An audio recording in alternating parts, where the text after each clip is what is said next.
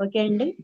ఇవాళ ముఖ్యమైన అన్నమయ్య కోసం నుంచి వివరించుకుందాము. దీని ముందు ఒకసారి ఈ శ్లోకాలు, తత్వబోధ శ్లోకాలు ఒకసారి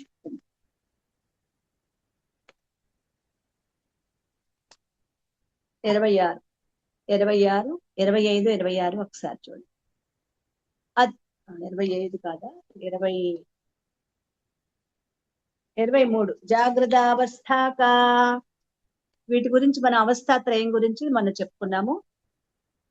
జాగ్రత్తావస్థాకా శ్రోత్రాది జ్ఞానేంద్రియై శబ్దాది విషయైశ్చ జ్ఞాయతే ఇతి యత్సా జాగ్రత్తావస్థా స్థూల శరీరాభిమాని ఆత్మ విశ్వ ఇత్యుచ్యతే.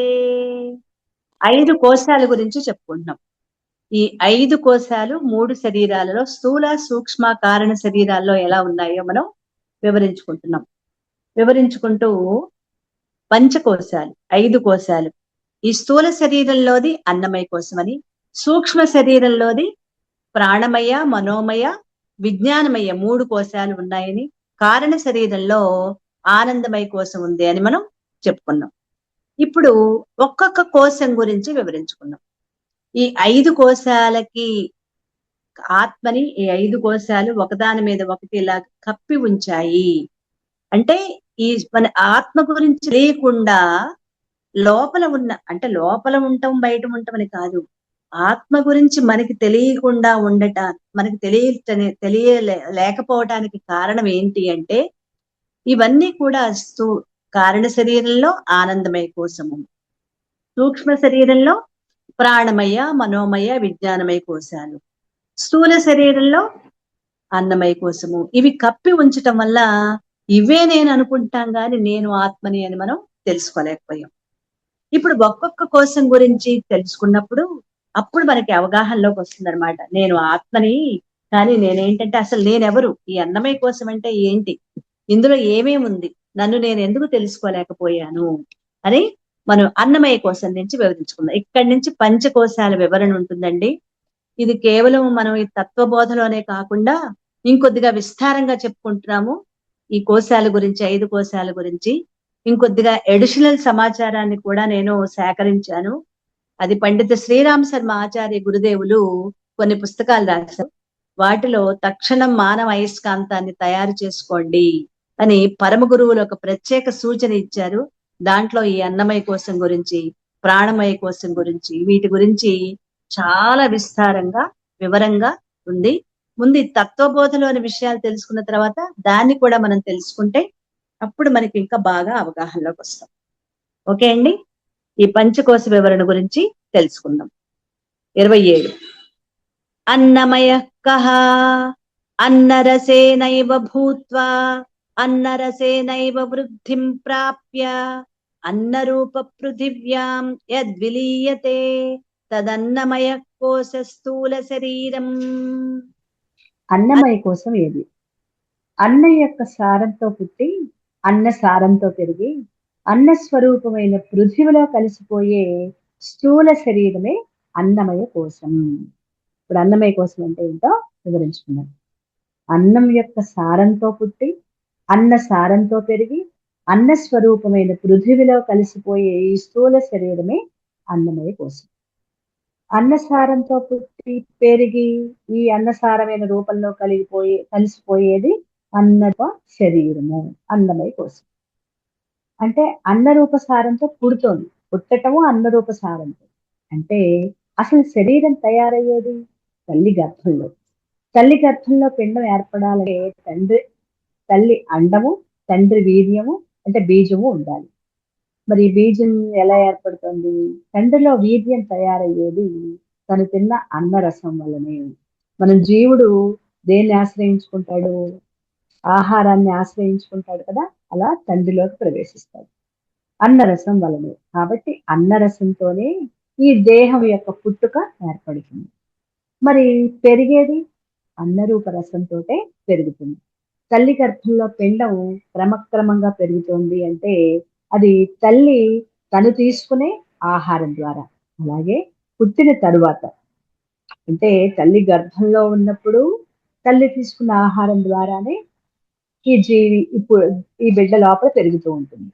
మరి తర్వాత పుట్టిన తర్వాత ఈ స్థూల శరీరం క్రమక్రమంగా పెరిగేది కూడా అతను తీసుకునే ఆహారం వల్ల. కాబట్టి అన్నసారంతో ఈ శరీరం పెరుగుతుంది. అన్నసారమైన భూమిలోనే కలిసిపోయేది. మరి పెరిగి పెద్దయ్యి ప్రారంభ కర్మలు పూర్తయిన తర్వాత ఆ జీవుడి శరీరాన్ని వదిలి వెళ్ళిపోయినప్పుడు చనిపోయిన తర్వాత ఆ దేహం కూడా మట్టిలోనే కలిసిపోతుంది. అంటే మట్టి, ఈ భూమి కూడా అన్న రూపమే. ఈ భూమి అన్నది కూడా అన్న రూపమే. ఎందుకు? ఈ భూమి నుంచే ఆహారంగా ధాన్యాలు, కాయలు, పండ్లు, ఆకుకూరలు ఇవన్నీ వస్తున్నాయి. అందుకే ఈ దేహం అంతా కూడా అన్నమయం. అందుకే దీన్ని అన్నమయ శరీరం అన్నారు. ఇది స్థూల దేహం.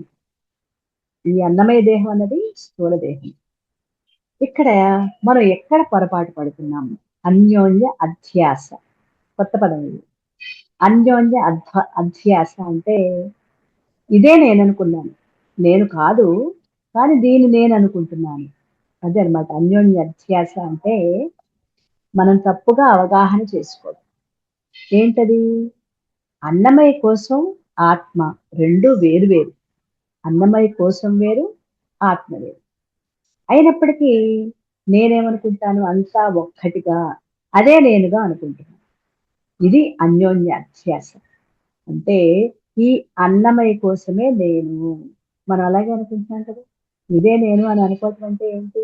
అసలు నేనెవరిని? ఆత్మ చైతన్యాన్ని. కానీ నాకు తెలియదుగా ఆ విషయం. నేను ఆత్మ చైతన్యాన్ని నాకు తెలియదు కదా. అందుకే నేనేమనుకుంటున్నాను? ఈ అన్న ఈ దేహమే నేను అని అనుకుంటున్నాను. ఇది అజ్ఞానం. అలా అనుకోవటమే అజ్ఞానం. ఇంకా నేను ఎన్ని రకాలుగా నేను అనుకుంటున్నానో చూద్దాం.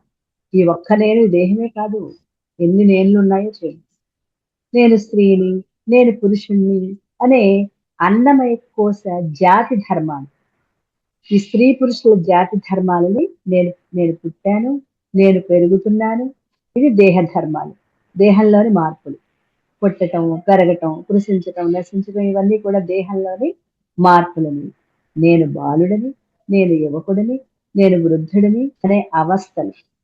ఇదంతా కూడా బాల్యావస్థ, కౌమారావస్థ, ప్రౌఢావస్థ, అలాగే వృద్ధావస్థ.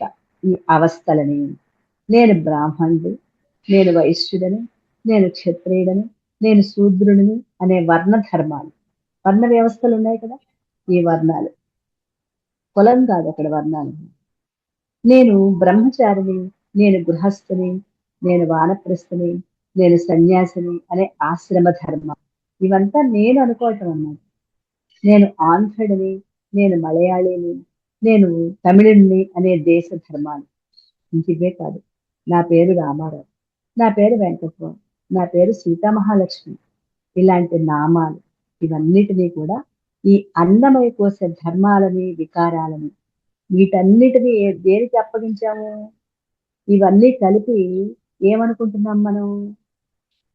నేను ఇవేమీ లేని నిరాకార నిర్గుణ సచ్చిదానంద స్వరూపమైన ఆత్మ మీద ఆరోపిస్తుంది. అసలైన ఆత్మని నేనన్న విషయం మనకి తెలియదు. ఇప్పుడు మనం చెప్పుకున్నవన్నీ నేను అనుకుంటున్నాం అన్నమాట. అలా ఆరోపించడం జరుగుతుంది. ఇక ఆత్మధర్మాలైన సత్తు చిత్త ఆనందం. ఆత్మధర్మం అదే కదా. ఆత్మ లక్షణం ఏంటి? సత్తు చిత్తు ఆనందం. ఈ ధర్మాలని శరీరం ఉన్నది అనుకోవటం సత్. ఈ తెలివిలేని శరీరాన్ని తెలివి కలది అని భావించటం. ఎప్పుడు దుఃఖాన్ని కలిగించే ఈ శరీరాన్ని ఆనందం కలిగించేదిగా భావిస్తున్నాం. అంటే శరీరం ఎప్పుడో ఉంటుంది అని అపోహ. ఇది సత్. మనకు అసలు తెలివితేటలు ఏం లేవు. తెలివి అంటే లౌకిక తెలివితేటలు కాదు, ఉండాల్సిన తెలివితేటలు. ఈ తెలివి లేని శరీరాన్ని ఇది బాగా తెలివైంది అని అనుకోవటం చిత్తు స్వరూపం. బాధలు, దుఃఖాలు, సమస్యలు ఇవి. ఈ దుఃఖాలు కలిగించే శరీరాన్ని ఆనందం కలిగించేస్తోంది, ఇదే ఆనందం కలిగిస్తోందని మనం భ్రమపడుతున్నాం. కాబట్టి ఆత్మ ధర్మాలను కూడా ఈ అన్నమయ కోసం మీద ఆరోపిస్తున్నాం మనం. నిజం చెప్పాలంటే అన్నమయ శరీరంలో సత్తు లేదు, చిత్తు లేదు, ఆనందము లేదు. ఆ మూడింటిని కూడా ఈ శరీరానికి ఆపాదించుకుంటుంది. అన్నమయ కోశానికి ఆత్మకి అన్యోన్య అధ్యాస ఉన్నట్లుగా మనం భావిస్తున్నాం.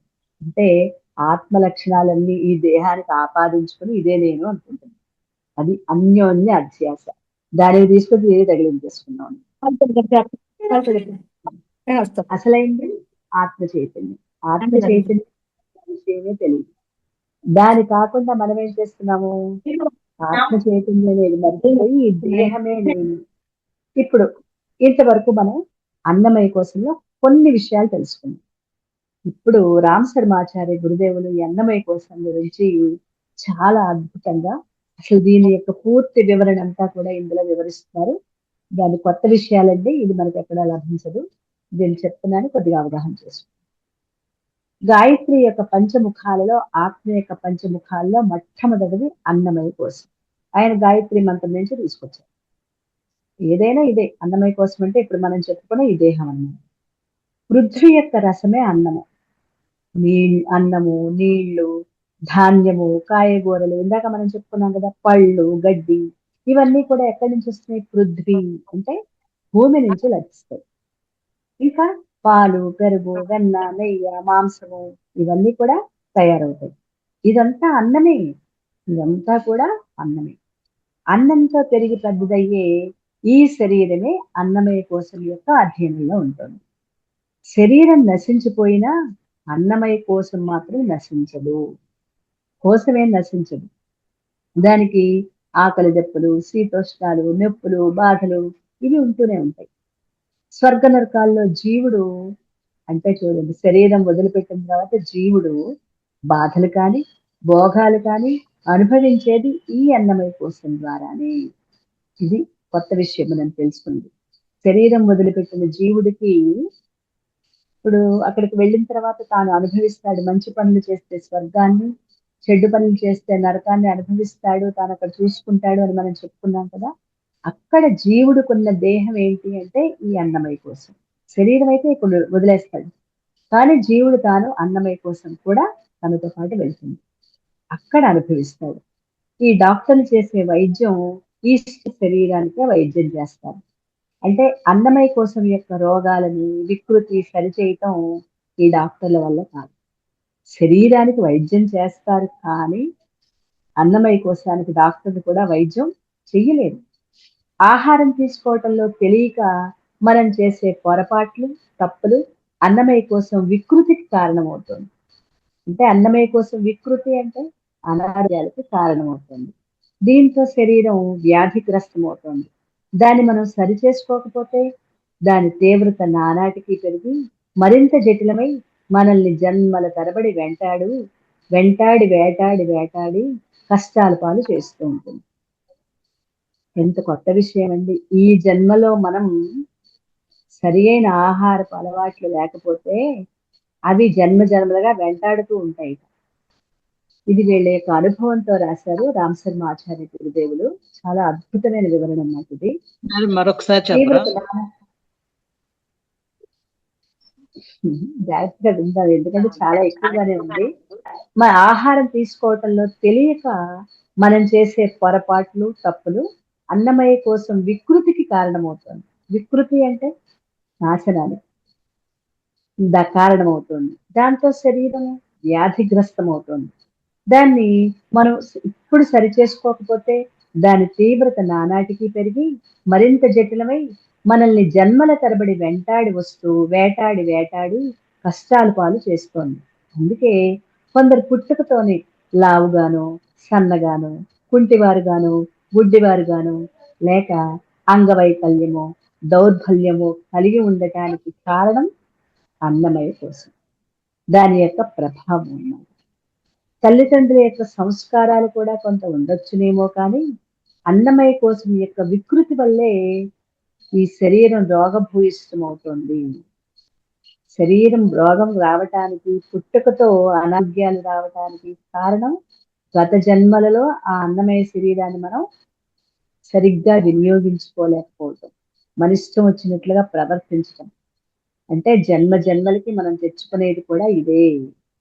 మనం ఏ పదార్థాన్ని తాకినా, ఇక్కడి నుంచి కొద్దిగా జాగ్రత్తగా అవగాహన చేసుకోవాలి. ఎందుకంటే ఇవన్నీ చాలా కొత్త విషయాలు రామశర్మాచార్య గురుదేవులు మనకి కొత్త విషయాలు వివరణ ఇస్తున్నారండి. మనం ఏ పదార్థాన్ని తాకినా, మనం ఏ వస్తువును ముట్టుకున్నా దానికి మన ఆలోచనలు, సంస్కారాలు అంటుకుంటాయి. మనం ఏదైనా చూసినా, తాకినా అంటే తాకటం అంటే కేవలం చేత్తోనే తాకక్కర్లేదు. కంటితో చూసినా. మనం ఏ వస్తువును ముట్టుకున్నా, పదార్థాన్ని తాకినా మన ఆలోచనలు, మన సంస్కారాలు దాన్ని అంటుకుంటాయి. స్థూలంగా ఏ వస్తువునైనా మనం తాకినప్పుడు దాని మీద మన వేలి ముద్రలవి పడుతూ ఉంటాయి కదా! స్థూలంగా అంటే ముట్టుకోవటం. ఖచ్చితంగా ముట్టుకోవటం. అందుకే పూర్వకాలంలో మీకు మీ పెద్దలు ఒకసారి వాళ్ళ యొక్క ప్రవర్తన విధానం గుర్తుంచుకోండి. వాళ్ళు దేన్ని పడితే దాన్ని ముట్టుకునేవారు కాదు. ప్రతీదీ కూడా ఏదైనా చూసినా సరే అంతవరకే తప్ప వాళ్ళు పెద్దగా దాన్ని పట్టించుకునేవారు కాదు. ముట్టుకునేవారు కాదు. ఎందుకంటే వాళ్ళకి జ్ఞానం ముందు నుంచే తెలుసు. కాబట్టి అన్నిటిని ఎలా పడితే అలా ముట్టుకోవటం, ఎక్కడికి పడితే అక్కడికి వెళ్ళటం చేసేవారు కాదు. ఏ వస్తువునైనా మనం తాకినప్పుడు దాని మీద మన వేలి ముద్రలవి పడుతూ ఉంటాయి. ఋషులు మరి కాస్త ముందుకు వెళ్ళి ఓ మహాసత్యాన్ని ఏనాడో మనకు అందించారు. నీవు తాకిన ప్రతి వస్తువు, ప్రతి పదార్థంపై మీ ఆలోచనలు, మీ సంస్కారాలు అంటుకుంటాయి. అవి ఎన్నటికీ చెరిగిపోవు. దానిని నీరు తడపజాలదు, వాయువు చెరిపివేయగలదు, అగ్ని దహింపజాలదు, అగ్నిలో కాల్చి బూడిద చేసిన రవ్వంత కూడా నాశనం కాదు. అది అలాగే శాశ్వతంగా నిలిచి ఉంటుంది. కొత్త విషయం కదా ఇది మనకి. అందుకే ఇక్కడ ఒక పెయింటర్ ఉదంతం మనం చెప్పారు. ఆ పెయింటర్ గురించి ఇప్పుడు మనకి అదంత అవసరం లేదండి. ఇంకొంచెం చెప్పుకుందాం. మనం ఉపయోగించే అనేక వస్తువులు, బట్టలు మనకంటే ముందు ఎంతమంది తాకారో, వారి సంస్కారాలు, ఆలోచనలు వాటిపై ముద్రించబడి ఉంటాయి. మనం షాప్‌కి వెళ్ళాము. షాప్‌కి వెళ్ళి మనం ఏం చేస్తాము? ఒక్కొక్కటి తీస్తూ తీస్తూ ఉంటాం. తీసి ఇది బావుంది, ఇది బాలేదు, ఇలా ఎత్తి చూస్తాం, అలా ఎత్తి చూస్తాం కదా! వాళ్ళందరి సంస్కారాలు, ఆలోచనలు వాటిపై ముద్రపడి ఉంటాయి. ముద్ర అంటే అంటుకుని ఉంటాయి. మంచి సంస్కారాలు, మంచి ఆలోచనలైతే మంచి జరుగుతుంది. కుసంస్కారాలు, చెడ్డ ఆలోచనలతో ముద్రించబడ్డ ఆ పదార్థాలు, వస్తు సామగ్రి మనకు ఆ మేరకు హాని చేయక మానదు. అందుకే ఏదైనా తీసుకొచ్చినప్పుడు వాటిని ఏం చేయాలంటారండి? ప్రక్షాళన చేయాలి అంటారు కదా! మన పెద్దవాళ్ళు ఏదైనా వస్తువు తీసుకొచ్చినప్పుడు అయితే ప్రక్షాళన చేసేవారు. మన ఋషులు మనకిచ్చిన విజ్ఞానం అన్నమాట ఇది. అందరి యొక్క ఎవరైతే తాకుతారో వాళ్ళ యొక్క ముద్రలు ఉంటాయి వాటి మీద. కాబట్టి అవి కూడా నీ మీద ప్రతిఫలిస్తాయి కాబట్టి నువ్వు వాటిని జాగ్రత్తగా వినియోగించుకోవాలి. అవన్నీ కూడా మనకి ఇప్పుడు ఇందులో వస్తాయి. మనం వాటి గురించి చక్కగా వివరించుకుందాం. ఆలోచనతో ముద్రించబడ్డ ఆ పదార్థాలు, వస్తు సామగ్రి మనకు ఆ మేరకు హాని చేయక మానదు. ఆహారాన్ని మనం తయారు చేసుకోవడానికి ఎన్నో వస్తువులు మనం వాడతాం. వంటపాలు, కాయగూరలు, ధాన్యాలు, నూనెలు, పొయ్యలు, చెంచాలు, పళ్ళాలు, కంచాలు ఇలా మనం వంట కోసం వాడే ప్రతి వస్తువు యొక్క ప్రభావం మనపై చూపిస్తూ ఉంటుంది. ఎంత తాజా కూరలైనా అనేక మంది ద్వారా అంచెలంచెలుగా ప్రయాణం చేసి మన వరకు చేరతాయి. పొలాల్లో పండించిన కాయగూరలు, ఆకుకూరలు, పళ్ళు అవి ఎన్ని రకాల మనుషుల దగ్గర నుంచి మన దగ్గరకొస్తాయి. అంచెలంచెలుగా ప్రయాణం చేసి మన గుమ్మంలోకి, మన ఇంటి వరకు, మన ఇంట్లోకొస్తాయి. ఏదైనా అంతే కదా! అలాగే మన వరకు చేర్చబడ్డ పదార్థాలు వండి తింటాం. అక్కడి నుంచి మొదలైతుంది అసలు వ్యవహారం.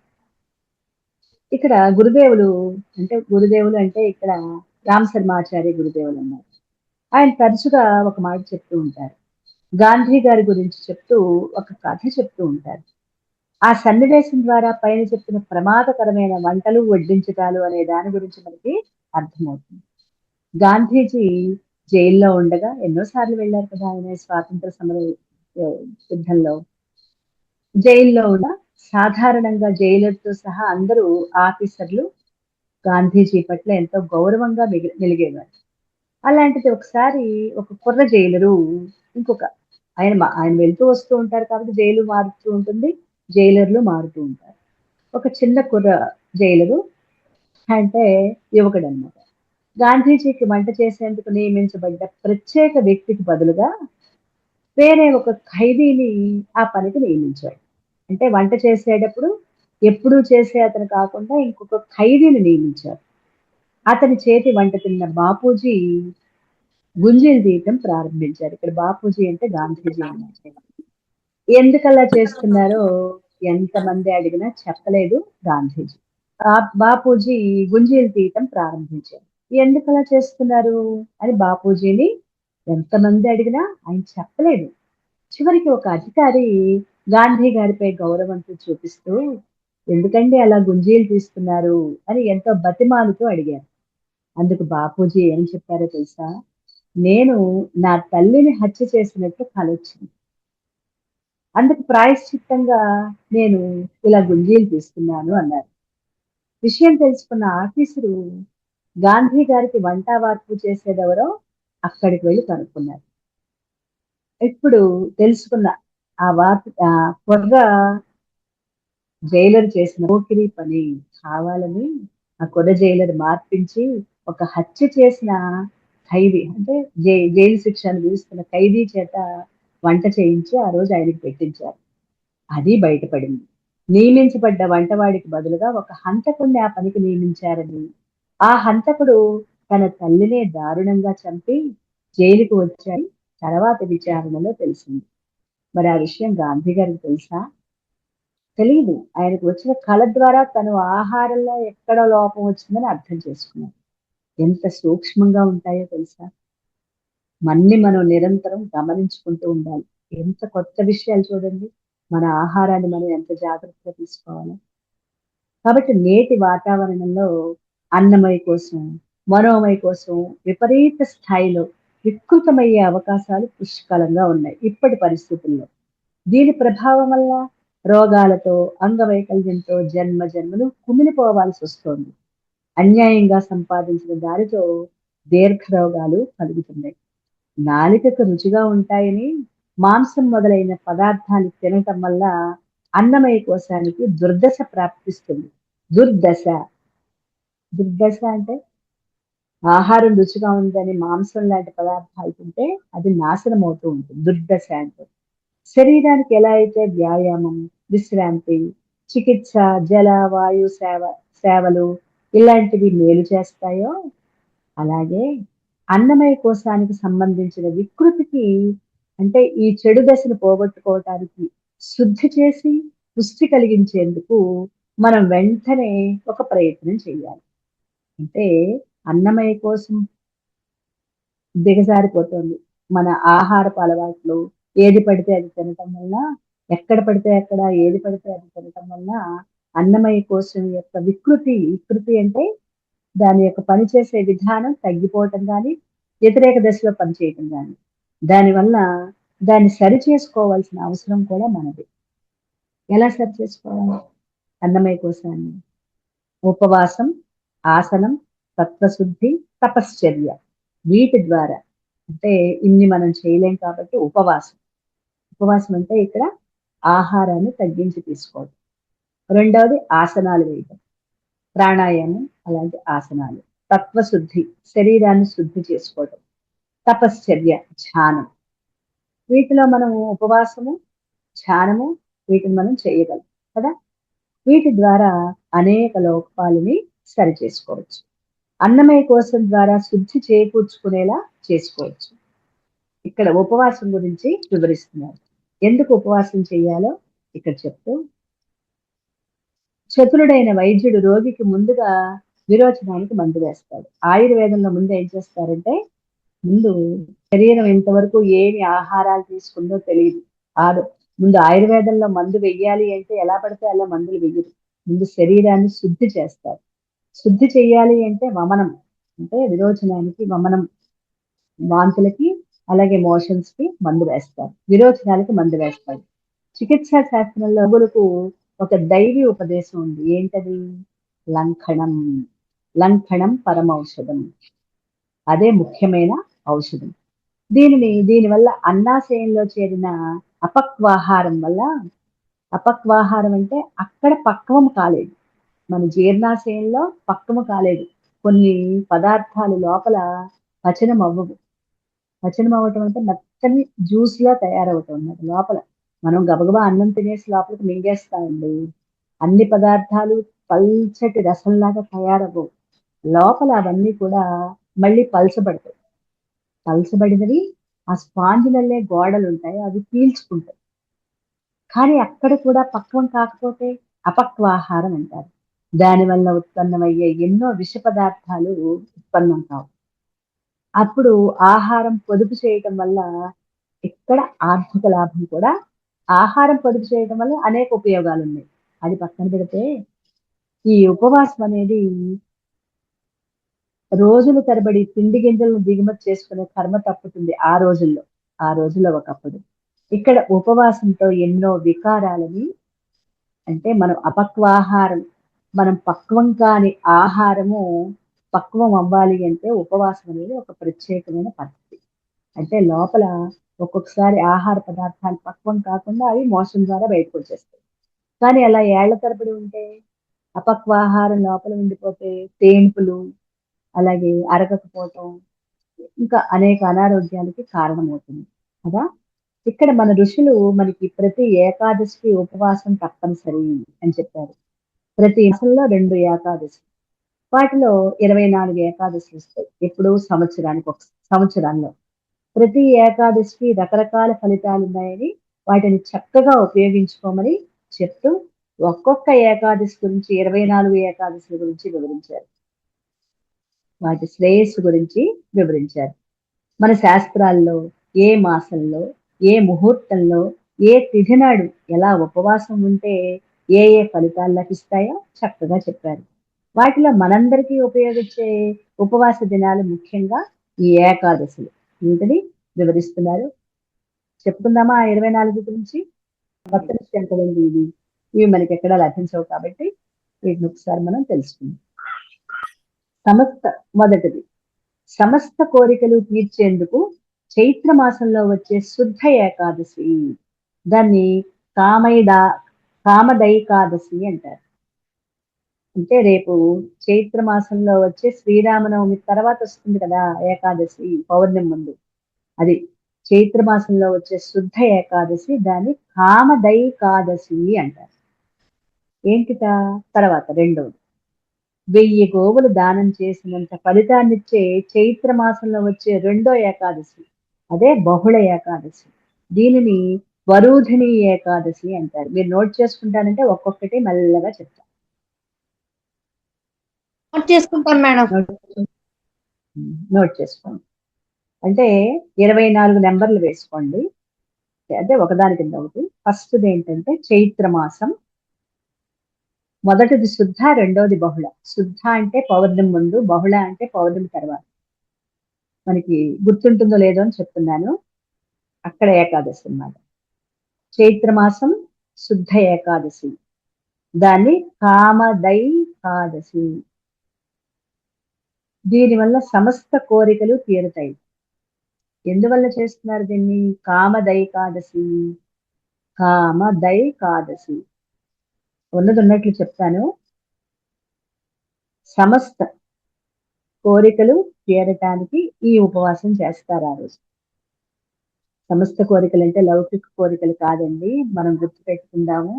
మోక్ష సాధనలో ఉన్న వాళ్ళ కోరికలు, మోక్షం కోసం చేసే ప్రయత్నం. చైత్ర మాసం ఏకాదశి అంటే ఏమని రాయమంటారు మేడం? చైత్ర మాసం మొదట చైత్ర మాసం 1 అని చెప్పుకోండి. చైత్ర మాసం శుద్ధ ఏకాదశి. శుద్ధ ఏకాదశి. దాన్ని కూడా రాసుకుని అండర్లైన్ చేసుకోండి, అక్కడ పేరు ముఖ్యం కదా. కామదైకాదశి, ఆ పేరు చూడగానే మనకు అర్థమైపోవాలి. కామదైకాదశి దాని పేరు అన్నమాట. ఓకే, దాని పక్కన రాసుకోండి దాని ఉపయోగం ఏంటో. సమస్త కోరికలు తీరుటకు ఈ ఏకాదశిని ఎందుకు ఉపయోగించుకుంటారు? సమస్త కోరికలు తీరుటకు. ఓకే, రెండని వేసుకోండి. చైత్ర మాసమే. చైత్ర మాసానికి మళ్ళీ చైత్ర మాసం అని పెట్టుకోకపోయినా చెయ్యి అని పెట్టుకున్నా సరిపోతుంది. ఓకే, అందులో బహుళ ఏకాదశి. బహుళ ఏకాదశి. దాని పేరు వరూధిని ఏకాదశి. వరూధిని ఏకాదశి. ఎందుకంటే ఆ రోజుల్లో ఉపవాసం చేస్తే ఏ ఫలితం వస్తుందో చెప్తారన్నమాట మనకి. ఉపవాస ఫలితాలు ఈ ఏకాదశి నాడు ఏ ఫలితం వస్తుందో ఇక్కడ మనకి వివరించడమే దీని విశేషం. బహుళ ఏకాదశి. బహుళ ఏకాదశి, వరూధిని ఏకాదశి. బహుళకి బా అని పెట్టుకోండి, శుద్ధకి సు అని పెట్టుకోండి. అంతా రాసుకోవాలి అంటే మనకి అస్తమానం అదే పదం వస్తుంది కాబట్టి మనకు అర్థం అవుతుంది. సు ఏ అని పెట్టుకుంటే శుద్ధ ఏకాదశి, బా ఏ అని పెట్టుకుంటే బహుళ ఏకాదశి. షార్ట్ టర్మ్ లో రాసుకుంటే మనకి తొందరగా రాసుకుంటాం. పేర్లు ముఖ్యం కదా, వాటి ఉపయోగము పేరు. దీని పేరు వరూధిని ఏకాదశి. దీని ఫలితం ఏంటి అంటే గీత పెట్టుకుంటే ఫలితం రాసుకుంటారు. చైత్ర మాసం చెయ్యి, బా ఏ బహుళ ఏకాదశి. పేరు మాత్రం పూర్తిగా రాసుకోండి, వరూధిని ఏకాదశి. గీత పెట్టుకోండి, చిన్న హైఫన్ అంటే అడ్డంగా గీత పెట్టుకుంటే దాని ఉపయోగం ఇప్పుడు చెప్పుకుంటున్నాం, ఫలితం అన్నమాట. 1000 గోవులు దానం చేసిన ఫలితం. 1000 గోవులు దానం చేసిన ఫలితం. చైత్ర మాసం అయిపోయింది, ఇప్పుడు వైశాఖ మాసంలోకి వెళ్తున్నాం. మూడోది. నెంబర్లు మీరే వేసుకోవాలి, నాకు నెంబర్లు నేను చెప్పట్లేదు. వైశాఖం శుద్ధ ఏకాదశి. వైశాఖంలో వచ్చే శుద్ధ ఏకాదశి. సు ఏ అని పెట్టుకోండి. వైశాఖం అని రాసుకున్నా పర్వాలేదు. పూర్తిగా నెల పేరు రాసుకోండి ఒకసారి, రెండోసారి రాసుకోకర్లేదు. ఎందుకంటే ప్రతి 2 సార్లు వస్తూ ఉంటుంది ఒకే నెల పేరు, మాసం పేరు. శుద్ధ ఏకాదశి. దీన్ని మోహిని ఏకాదశి అంటారు. మోహిని ఏకాదశి. మోహిని ఏకాదశి. గీత పెట్టుకోండి. గీత పెట్టుకున్నామంటే దాని ఫలితం రాసుకుంటాం అన్నమాట.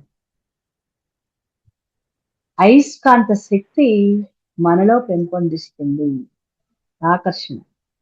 అయస్కాంత శక్తి మనలో పెంపొందిస్తుంది. ఇది చాలా ముఖ్యమైనది. చాలా మంది వైశాఖ మాసంలో వచ్చే ఈ ఏకాదశికి ఉపవాసం ఉంటారు. ఇది ఆధ్యాత్మిక చింతనలో ఉన్న వాళ్ళు వైశాఖ శుద్ధ ఏకాదశికి ఉపవాసం ఉంటే అయస్కాంత శక్తి మనలో పెంపొందుతుంది, పెరుగుతుంది అన్నమాట. Okay, next. మళ్ళీ వైశాఖ మాసంలో వచ్చే బహుళ ఏకాదశి, 4వది. వైశాఖంలో బహుళ బహుళ ఏకాదశి. దాని పేరు అపర ఏకాదశి. అపర ఏకాదశి. అపర ఏకాదశి మంచి మండు వేసవిలో వస్తుందన్నమాట, మే నెలలో. సర్వతీర్థాలలో స్నానమాడిన ఫలితం. మన ఇంట్లో మనం స్నానం చేసినా కూడా సర్వతీర్థాలలో స్నానం చేసే ఫలితం. ఇకపోతే 5వది జ్యేష్ఠ మాసం. ఇవి 2 జ్యేష్ఠ మాసాల్లో 2 ఏకాదశి వస్తాయి కాబట్టి జ్యేష్ఠం శుద్ధ ఏకాదశి, సు ఏ.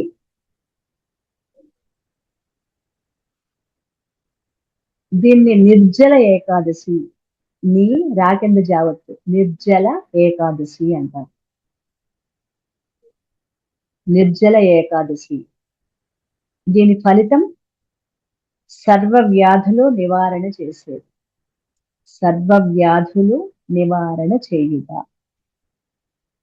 నిర్జల ఏకాదశికి మంచినీళ్ళు తాగకుండా ఉపవాసం చేస్తారు ఆ రోజంతా కూడా. దాహం, నీరు కూడా తీసుకోరు. దాన్ని నిర్జల ఏకాదశి అంటారు. నిర్జల ఏకాదశి సర్వ వ్యాధులని నివారింపచేస్తుంది. తర్వాత జ్యేష్ఠ మాసంలోనే వచ్చే బహుళ ఏకాదశి. బహుళ ఏకాదశి జ్యేష్ఠ మాసంలోనే ఉన్నది. 6 దీని పేరు యోగిని ఏకాదశి అంటారు. యోగిని ఏకాదశి. యోగిని ఏకాదశి. సర్వ రోగాలు హరిస్తాయి. ఆ ఉపవాసం చేయటం వల్ల అన్ని రోగాలు తగ్గుతాయి. భవరోగాలతో సహా అన్ని తగ్గుతాయి. వ్యాధులు వేరు, రోగాలు వేరు అన్నమాట. సర్వ రోగాలు హరిస్తాయి. దానిని యోగిని ఏకాదశి అన్నారు. ఓకే, తర్వాత ఎన్నోది 7 అనుకుంటుంది నెంబరు. ఆషాఢ మాసం తర్వాతది ఆషాఢం. ఆషాఢంలో వచ్చే శుద్ధ ఏకాదశి, ఇదే శయన ఏకాదశి, తొలి ఏకాదశి అంటారు. శయన ఏకాదశి, తొలి ఏకాదశి మనకి తెలిసింది. ఏంటి దీని ఉపయోగం? ఆయుష్ని పెంపొందింప చేస్తుంది. ఈ రోజు ఉపవాసం చేయటం వల్ల ఆయుష్ వృద్ధి అవుతుంది, ఆయుష్ను పెంపొందిస్తుంది లేదా వృద్ధి అవుతుంది, ఏదైనా రాసుకోవచ్చు. ఆషాఢంలో వచ్చే శుద్ధ ఏకాదశిని తొలి ఏకాదశి, శయన ఏకాదశి అంటూ ఆయుష్ని పెంపొందింపచేస్తుంది. నెక్స్ట్ 8వ ఉంటుంది, 8 అవ్వచ్చు. ఈ ఆషాఢంలోనే వచ్చే బహుళ ఏకాదశి, దానిని కామ్య ఏకాదశి, కామ్య ఏకాదశి, మా కింద యావత్ కామ్య ఏకాదశి. సంకల్ప సిద్ధిని ప్రసాదించేది కామ్య ఏకాదశి. కామ్యం అంటే కోరికలు, కోరికలు సిద్ధింపచేసేది, అదే సంకల్ప సిద్ధిని ప్రసాదించేది, సంకల్ప సిద్ధిని ప్రసాదించేది. అంటే ఇవన్నీ కూడా ఆధ్యాత్మిక జీవనంలో ఉన్న వాళ్ళ కోరికలు, వాటి గురించి తప్ప బయట మామూలుగా చేసేది అని కాదు. మనం అవగాహన చేసుకోవాల్సిన సాధకులకి ఇది సంకల్ప సిద్ధిని ప్రసాదించేది. ఇకపోతే శ్రావణ మాసం, ఆషాఢం అయిపోయింది, శ్రావణంలోకి రండి. శ్రావణంలో వచ్చే శుద్ధ ఏకాదశి, పుత్ర ఏకాదశి అంటారు. శ్రావణ మాసంలో వచ్చే శుద్ధ ఏకాదశిని పుత్ర ఏకాదశి అంటే బిడ్డల గురించి, బిడ్డల యొక్క సంరక్షణ, సంతానాన్ని అందించి రక్షించే ఏకాదశి. సంతానం యొక్క రక్షణ, వాళ్ళ రక్షణ కోసం ఈ ఏకాదశి వ్రతం చేస్తూ ఉంటారన్నమాట. పుత్ర ఏకాదశి, సంతానం యొక్క రక్షణ.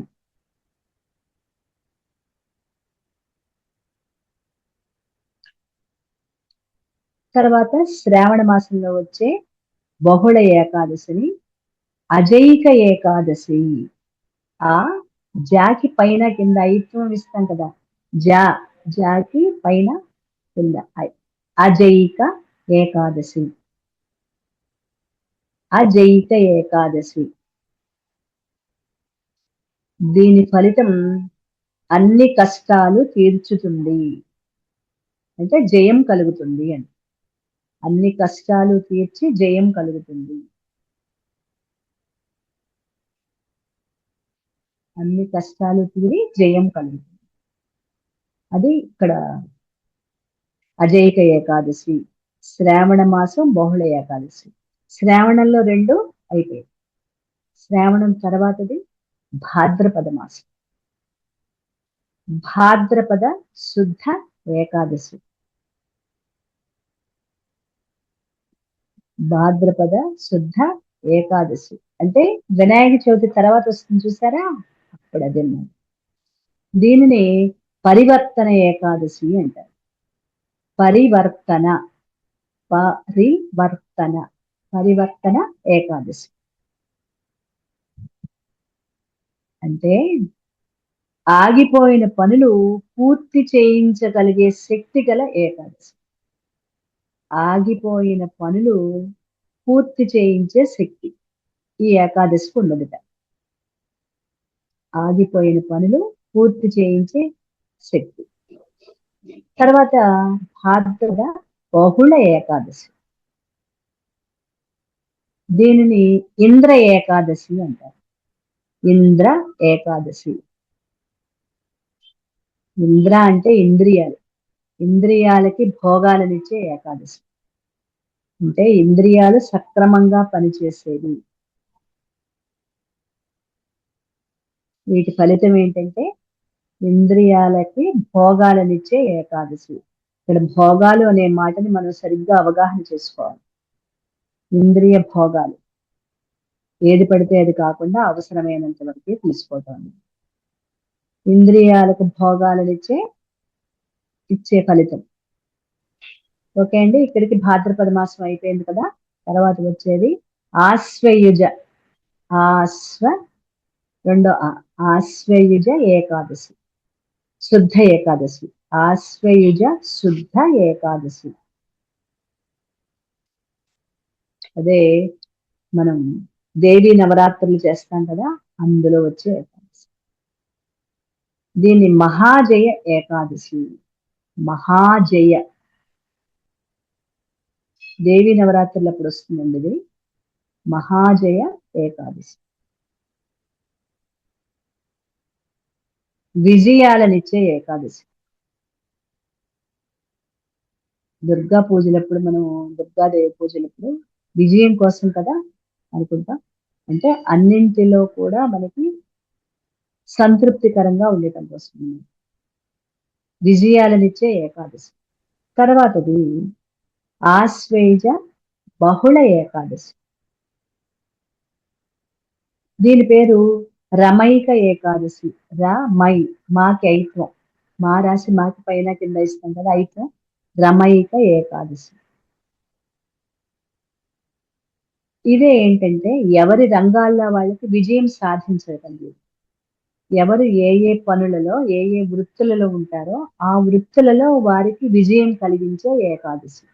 ఎవరెవరి రంగాలలో వాళ్లకు సంబంధించిన విజయం కలిగించే ఏకాదశి రమైక ఏకాదశి. ఇక తర్వాత వచ్చేది కార్తీక మాసం. ఈ కార్తీక ఏకాదశి మనం అందరూ ఉపవాసాలు ఉంటూ ఉంటారు కదా, ఎందుకు ఉంటారో చూడండి. కార్తీక శుద్ధ ఏకాదశి కార్తీక మాసంలో. దీనినే ఉత్థాన ఏకాదశి. ఇందాక మనం ఆషాఢ మాసంలో శయన ఏకాదశి చెప్పుకున్నామా, అంటే విష్ణుమూర్తి అక్కడ పాలకడలిలో శయనిస్తాడని. ఇక్కడ ఉత్థాన ఏకాదశి ఈ రోజున లేస్తాడని మనం అంటారు చూసారా, ఉత్థాన ఏకాదశి అదనమాట. అంటే వాళ్ళు చెప్తారు దీని ఉపయోగం ఏంటి, ఏ పని చేసినా అనంతమైన ఫలితాలు ఇచ్చే ఏకాదశి. ఏ పని చేసినా, చిన్న పని చేసినా అనంతమైన ఫలితాన్ని ఇచ్చేది. ఏ పని చేసినా అనంతమైన ఫలితం.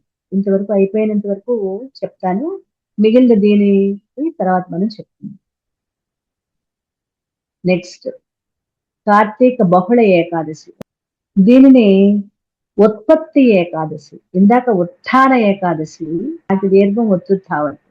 ఇది ఉత్పత్తి, తా కింద పావత్తు, తీ కింద తావత్తు. ఉత్పత్తి ఏకాదశి. చిన్నపిల్లలు చెప్పినట్టు చెప్తున్నానని అనుకోవద్దు, తప్ప లేకుండా రాసుకుంటారని. ఉత్పత్తి ఏకాదశి అంటే జీవితకాల పుణ్యాన్ని ప్రాప్తినిచ్చే ఏకాదశి. జీవితకాల పుణ్య ప్రాప్తినిచ్చే ఏకాదశి.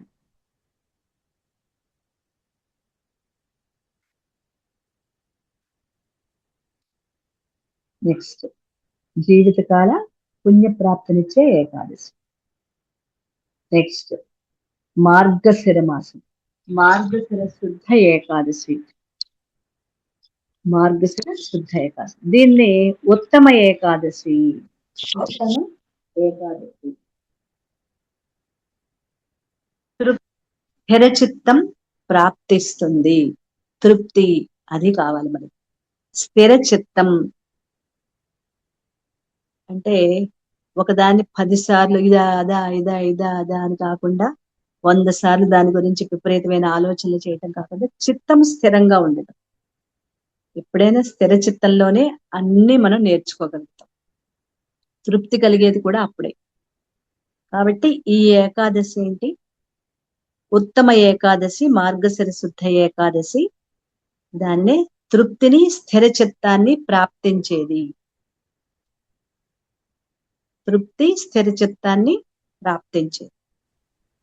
నెక్స్ట్ మార్గశిర బహుళ ఏకాదశి. దీన్నే సఫల ఏకాదశి. స ఒత్తు ఫ, వాకి కింద తోక పెడతాం కదా, సఫల ఏకాదశి. సఫల ఏకాదశి.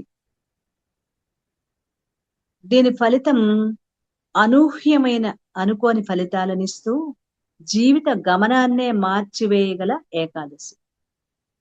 అనూహ్యమైన అంటే మనం అనుకున్న వాటికంటే కూడా ఇంకా అద్భుతమైన ఫలితాలు అన్నమాట. దాన్ని అనూహ్యమైన ఫలితాలనిస్తూ జీవిత గమనాన్ని మార్చివేయగల ఏకాదశి. మార్చివేయగల ఫలితం. ఫలితం అన్నా ఏకాదశిని రాసుకున్నా ఏదైనా మనకు అర్థం. ఓకే, సఫల ఏకాదశి అయిపోయింది. దాని తర్వాత నెంబర్ వేసుకోండి. పుష్యమాసంలో వచ్చే శుద్ధ ఏకాదశి. దీన్ని మోక్షేకాదశి అంటారు. మోక్షేకాదశి, మోక్షేకాదశి, మోక్షేకాదశి. దీని ఫలితమే విష్ణు ప్రాప్తిని అందించే ఏకాదశి. అంటే పరమాత్మకి దగ్గర విష్ణు ప్రాప్తిని అందించే ఏకాదశి ఫలితం. పుష్యమాస శుద్ధ ఏకాదశి అయిపోయింది, మోక్షేకాదశి. ఇది విష్ణు ప్రాప్తిని అందిస్తుంది అని చెప్పుకున్నాం కదా. తర్వాతది పుష్యమాసంలో వచ్చే బహుళ ఏకాదశి. ఇదే షట్టిల, షా డి కింద తావత్తు, షట్టిల, షట్టిల ఏకాదశి.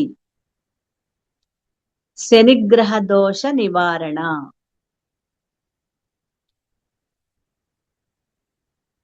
శనిగ్రహ దోష నివారణ. తర్వాత వచ్చే ఏకాదశి మాఘమాసం. పుష్యం అయిపోయింది, మాఘం.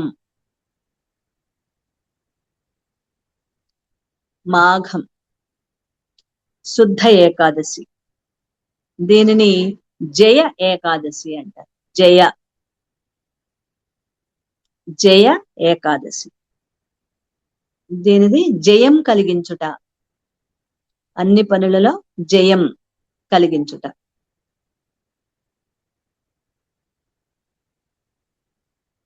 ఓకే, తర్వాత మాఘ బహుళ ఏకాదశి. మాఘంలోని బహుళ ఏకాదశి. దీనిని విజయ ఏకాదశి. ఇందాక జయ ఏకాదశి, ఇప్పుడు విజయ ఏకాదశి. విజయ ఏకాదశి. విష్ణులోక ప్రాప్తిని అందిస్తుంది.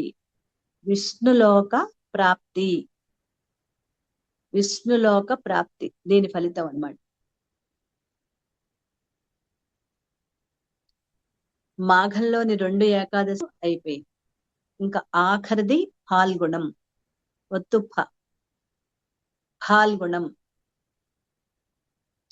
ఫాల్గుణం శుద్ధ ఏకాదశి. పాప విమోచన ఏకాదశి. పాప విమోచన ఏకాదశి.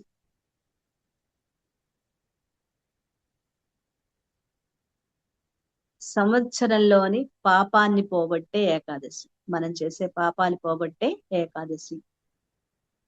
పాప విమోచన ఏకాదశి, పాపాలను పోగొట్టే ఏకాదశి. ఆఖరిది బహుళ,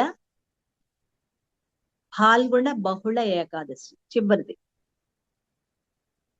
దీనినే అమల ఏకాదశి. అమల ఏకాదశి. ఇప్పుడు రాబోయేది పాప విమోచన ఏకాదశి వస్తుంది ఫాల్గుణ మాసంలో. అంతే కదా? కాదు, ఇప్పుడు వచ్చేదే అమల ఏకాదశి. అయిపోయింది, పాప విమోచన ఏకాదశి అయిపోయింది. ఇప్పుడు వచ్చేది అమల ఏకాదశి.